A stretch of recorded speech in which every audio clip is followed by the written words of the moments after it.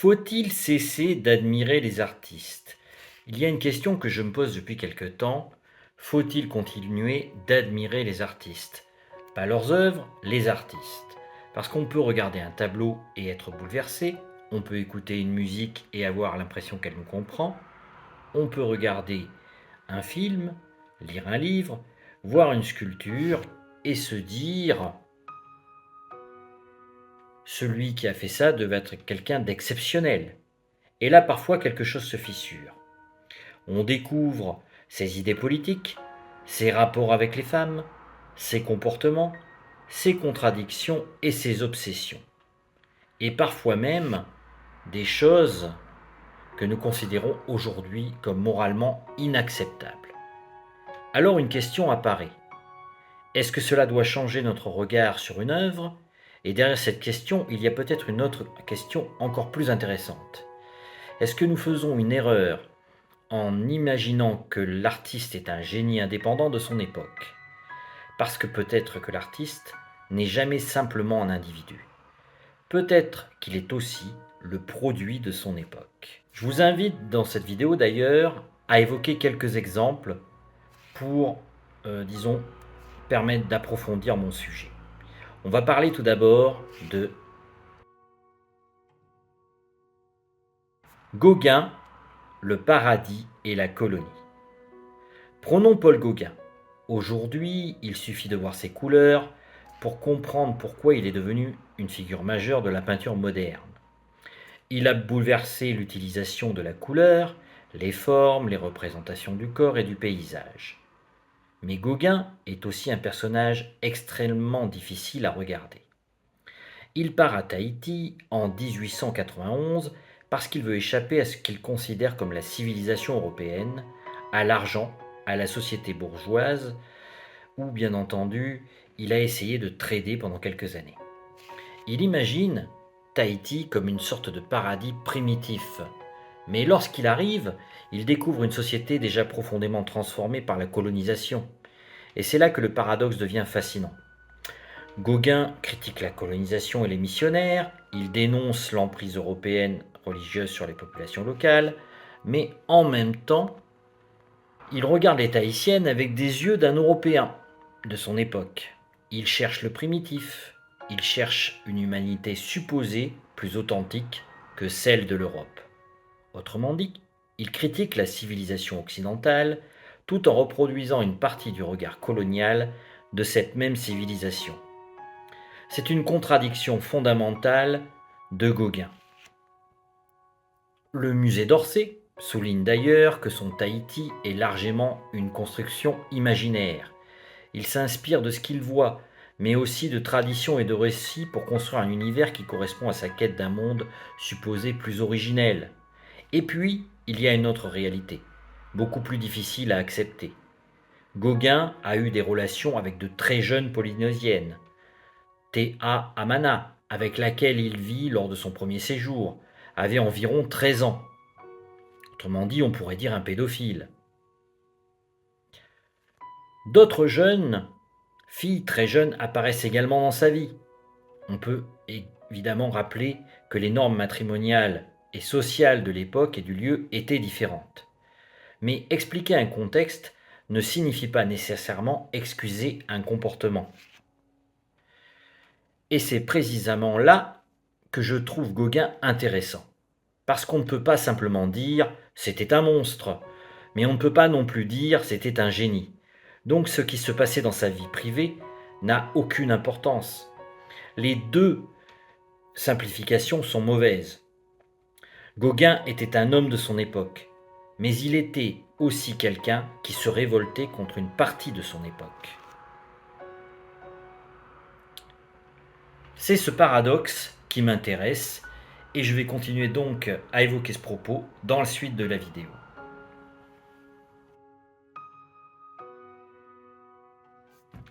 Picasso, le génie et les femmes. Prenons maintenant Picasso. C'est probablement l'un des meilleurs exemples de cette difficulté. Picasso a révolutionné la peinture. Il a participé à l'invention du cubisme. Il a changé notre manière de représenter le corps, l'espace, les objets. Il a aussi produit Guernica, l'une des plus puissantes dénonciations artistiques de la guerre et du fascisme. Picasso s'engage du côté républicain pendant la guerre civile espagnole et réalise Guernica après le bombardement de la ville en 1937. L'œuvre dépasse rapidement son contexte espagnol pour devenir une image universelle des atrocités de la guerre. Et pourtant, la relation de Picasso avec les femmes est beaucoup plus sombre. Ses compagnes et ses modèles ont souvent été transformés en objets de représentation, parfois dans des images extrêmement violentes. On peut penser au cas de Dora Maar et de la femme qui pleure, où il voyait toujours Dora Maar comme une femme qui pleure. Mais était-ce vraiment le cas? Le musée Picasso reconnaît lui-même aujourd'hui que son œuvre doit être interrogée à travers les questions contemporaines du sexisme, de la violence et de la représentation du corps féminin. Et là encore, une contradiction apparaît. Comment un homme capable de peindre la souffrance des peuples peut-il être capable de produire lui-même de la souffrance dans ses relations personnelles? Est-ce que cela rend Guernica moins puissant? Non. Mais est-ce que cela doit nous empêcher de voir Picasso autrement? Je ne le pense pas non plus. Peut-être faut-il simplement accepter qu'un être humain puisse être capable du meilleur comme du pire, et même s'il paraît être un génie. Van Gogh, et si la folie était aussi devenue un mythe. Et puis, il y a donc Vincent van Gogh. Là, nous avons presque créé un mythe. Le peintre génial, le peintre incompris, le fou, l'oreille coupée, peut-être par Gauguin, la souffrance, la mort, et finalement, la reconnaissance après sa disparition. Van Gogh est devenu presque le symbole de l'artiste maudit. Mais attention à ne pas transformer sa souffrance en décoration romantique. Nous savons aujourd'hui que Van Gogh a connu plusieurs crises psychiques graves, mais le diagnostic précis de ces troubles reste incertain. Le Van Gogh Museum recommande justement d'éviter de lui attribuer rétrospectivement un diagnostic précis, et c'est important, parce que nous avons parfois tendance à raconter « il était fou, donc il était génial », comme si la souffrance était la source de son talent. Mais peut-être que c'est exactement l'inverse. Peut-être que Van Gogh était un immense artiste malgré sa souffrance. Non grâce à elle, et ça change tout. Parce qu'il y a derrière cette histoire une idée assez dangereuse. Le génie aurait besoin de la souffrance. Je ne crois pas que ce soit vrai. Van Gogh nous montre quelque chose de beaucoup plus humain. Un homme fragile, profondément passionné, qui cherche désespérément à donner une forme à ce qu'il ressent. Et malgré ses difficultés, il conserve une extraordinaire capacité à regarder le monde. Les arbres, les champs, les visages, la lumière aussi, les étoiles. Il y a énormément de vie dans son œuvre, donc même ici il faut résister à la tentation de réduire l'homme à sa maladie ou sa folie supposée. Courbet. Quand l'artiste entre directement dans l'histoire, on pourrait dire. Et puis, donc, il y a ce peintre. Courbet est intéressant parce que sa vie artistique et sa vie politique sont beaucoup plus directement liées. Il refuse la peinture académique. Il peint des gens ordinaires, des travailleurs, des paysans, des enterrements, des corps qui ne correspondent pas forcément à ce que la bourgeoisie veut voir dans ses salons. Il participe à cette transformation essentielle de l'art moderne. Le monde réel devient digne d'être peint, mais Courbet ne s'arrête pas à la peinture. En 1871, pendant la Commune de Paris, il s'engage politiquement. Il participe à la Fédération des artistes et se retrouve associé à la décision concernant la colonne Vendôme, symbole du militarisme napoléonien. Après l'écrasement de la Commune, Courbet est emprisonné, puis condamné. et surtout, on lui fait porter une énorme responsabilité financière sur la reconstruction de la colonne Vendôme. Le devis de la reconstruction s'élève à plus de 323 000 francs, somme qui contribuera à sa ruine et à son exil en Suisse. Le musée d'Orsay rappelle qu'entre 1870 et sa mort en 1877, Courbet passe ainsi de la gloire à la déchéance et à l'exil. Et là, quelque chose me frappe. On peut évidemment discuter politiquement de la Commune, on peut discuter de la destruction de la colonne Vendôme, mais Courbet nous montre quelque chose que l'on oublie parfois. L'artiste peut aussi être un citoyen qui prend des risques politiques bien évidemment. Il ne se contente pas de représenter le monde, il peut vouloir le transformer, et cela peut avoir un prix. En cela, je trouve que cet artiste est quand même beaucoup plus admirable que quelqu'un qui mange un yaourt en prison. N'est-ce pas ? Quelle indignité! Maximilien Luce, lui, est le peintre qui n'a pas cherché à plaire. Il y a un autre artiste que je trouve particulièrement intéressant, c'est ce dernier justement. Il est beaucoup moins connu du grand public que Picasso, Gauguin ou Van Gogh. Et pourtant, son parcours est remarquable. Luce est proche des milieux anarchistes. Il peint les ouvriers, les travailleurs, les chantiers et les usines. Il ne cherche pas forcément à produire une peinture agréable pour les collectionneurs. En 1894, il est même arrêté et emprisonné dans le contexte de la répression contre les anarchistes. Sans finalement être condamné, il réalisera ensuite des lithographies consacrées à cette expérience. Et surtout, il peint la Commune. Des années après les événements, il représente la répression de la Commune et des vaincus.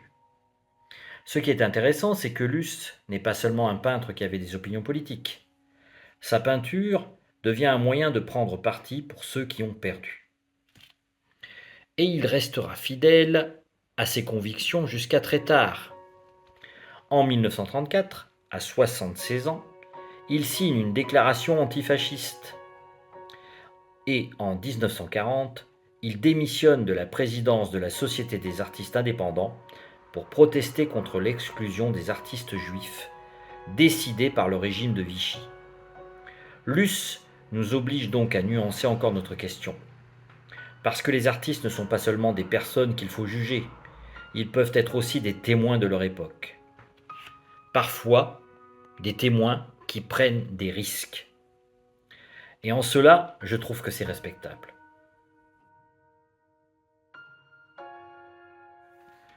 Conclusion. Alors, faut-il cesser d'admirer les artistes ? Après tout ça, je ne crois pas. Mais je crois qu'il faut peut-être changer la manière dont nous les admirons. Parce que le problème commence lorsque nous transformons l'artiste en héros. Et ça me fait penser d'ailleurs à un livre, Le mythe des héros, que je vous invite à lire. C'est assez marquant de voir que les histoires les plus prenantes de l'humanité ont une structure particulière. Lorsque l'on imagine celui qui crée quelque chose de magnifique, il doit nécessairement être magnifique lui-même. Pourquoi ?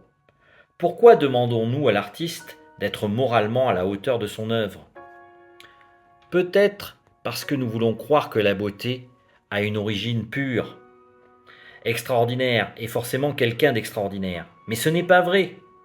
Un être humain peut être généreux et égoïste, courageux et lâche, visionnaire et aveugle, révolté contre certaines injustices et complètement aveugle à d'autres.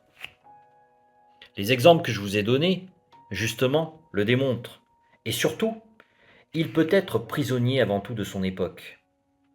Gauguin est un produit du XIXe siècle colonial. Courbet est un produit des bouleversements politiques du XIXe siècle.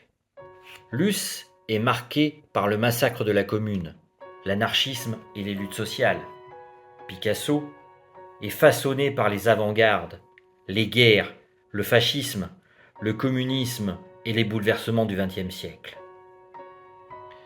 Van Gogh appartient à une époque où notre compréhension de la souffrance psychique était complètement différente de la nôtre. Ils sont donc à la fois des individus et des produits de leur époque. Les juger en dehors de leur époque est peut-être tout simplement une grave erreur. Mais nous sommes aussi des produits de notre époque. Et c'est peut-être la question qui devient vraiment intéressante. Parce que nous avons tendance à regarder les artistes du passé avec nos yeux d'aujourd'hui. Nous leur reprochons parfois de ne pas avoir pensé comme nous. Nous oublions une chose. Nous aussi, nous sommes des produits de notre époque. Nous avons nos propres angles morts, nos propres préjugés, nos propres violences que nous ne voyons pas, nos propres choses que les générations futures trouveront peut-être incompréhensibles. Et peut-être qu'un jour, quelqu'un regardera nos films, nos peintures, nos publicités, nos réseaux sociaux et nos intelligences artificielles et dira : comment pouvait-il accepter ça ? 50 000 enfants, par exemple, massacrés en Palestine. Est-ce que l'on peut admettre ça, même soi-disant pour une guerre qui réclame la justice ?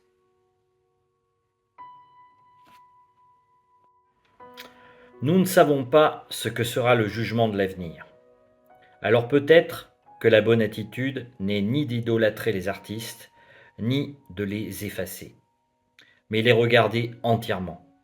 Regarder leur œuvre, regarder leur époque, regarder leurs contradictions, regarder leurs qualités, regarder également leurs fautes, et accepter qu'un être humain ne soit pas un personnage parfaitement cohérent.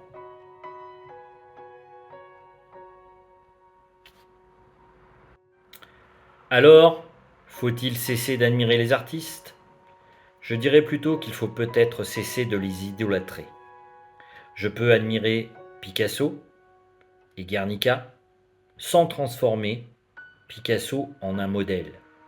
Je peux être bouleversé par Van Gogh sans pour autant romantiser sa souffrance.